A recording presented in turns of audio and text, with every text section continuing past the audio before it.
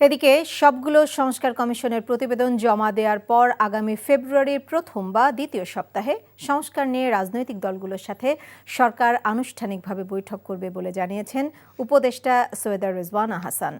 আর জুলাই গণহত্যায় জড়িতদের বিচারের জন্য আগামী মার্চ মাস থেকে শুনানি শুরু হবে বলে জানিয়েছেন উপদেষ্টা ডক্টর আসিফ নজরুল। বিকেলে ফরেন সার্ভিস একাডেমিতে ব্রিফিংয়ে এসব কথা জানান তারা। মইদুল ইসলামের রিপোর্ট।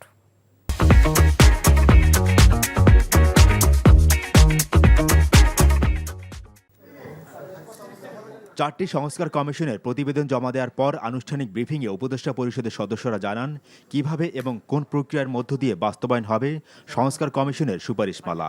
রাজনৈতিক দলগুলো কতটুকু সংস্কার করতে ঐক্যমত্য হতে পারে তার উপর সংস্কার নির্ভর করছে বলেও জানান তারা। পলিটিক্যাল পার্টিগুলোর সাথে কিন্তু এক ধরনের প্রক্রিয়া শুরু হয়েছে, তাই না?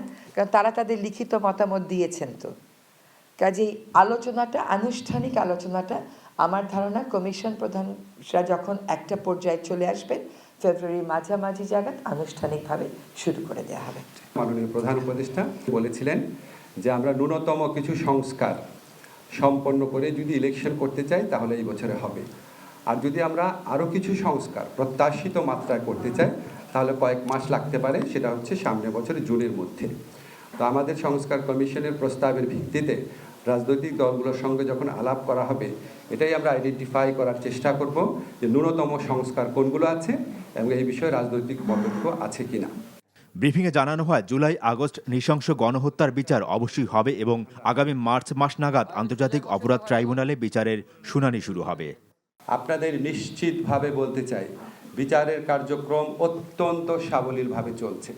আমরা বিচারের ক্ষেত্রে মূলত গুরুত্ব দিচ্ছি ইন্টারন্যাশনাল ক্রাইম ট্রাইব্যুনালের উপর, বিকজ এই ক্রাইম ট্রাইব্যুনালের যে বিচারটা আছে এখানে রাষ্ট্রপক্ষের ইনভলভমেন্টটা বেশি, ফলে আমরা এটাকে খুব বেশি গুরুত্ব দিয়ে দেখছি এবং আমাদের যেই গতিতে এই মামলার তদন্ত কাজ এগোচ্ছে সম্ভবত আপনারা আশা করছি মার্চ থেকে শুনানি শুরু হয়েছে এটা দেখতে পারবেন। এবং আমাদের আশা আছে, এগেইন এটা বিচারালয়ের বিষয়, আমাদের আশা আছে, আমাদের বিশ্বাস আছে আমরা যে গতিতে এগোচ্ছি ইনশাআল্লাহ সামনে নির্বাচনের আগে আমরা অন্তত ট্রায়াল কোর্টে বিচার কাজ সম্পন্ন করতে পারবো। গণহত্যার দায়ে কোনো রাজনৈতিক দলকে নিষিদ্ধ করা হবে কিনা এমন প্রশ্নের জবাবে সরকারের অবস্থান ব্যক্ত করেন উপদেষ্টারা। সরকারি পক্ষ থেকে বিচার হচ্ছে, কাউকে টার্গেট করে বিচার হচ্ছে না, একটা স্বচ্ছ প্রক্রিয়ার মাধ্যমে বিচার হচ্ছে। আপনারা ভিডিও দিচ্ছেন, আমরা ভিডিও জোগাড় করছি, দেখা যাচ্ছে এমন বিষয় ধরে বিচার হচ্ছে। কাজেই আমরা যেহেতু কোনো রাজনৈতিক দলকে নিষিদ্ধ করিনি, রাজনীতিতে কোন দল কোন অবস্থানে কিভাবে থাকবে সেই সিদ্ধান্ত সেই রাজনৈতিক দল নেবে, এটা অন্তর্বর্তীকালীন সরকারের উপর নির্ভর করছে না। সুষ্ঠুভাবে বিচার হওয়ার পর আমরা এই গণহত্যা মানবতা বিরোধী অপরাধের সাথে দল সংশ্লিষ্টতার বিষয়ে আমরা যেই ধরনের রায় পাবো সেটার আলোকে বহু সিদ্ধান্ত গ্রহণ করার সময় এবং সুযোগ আমরা পাবো। মইদুল ইসলাম, NTV নিউজ, ঢাকা।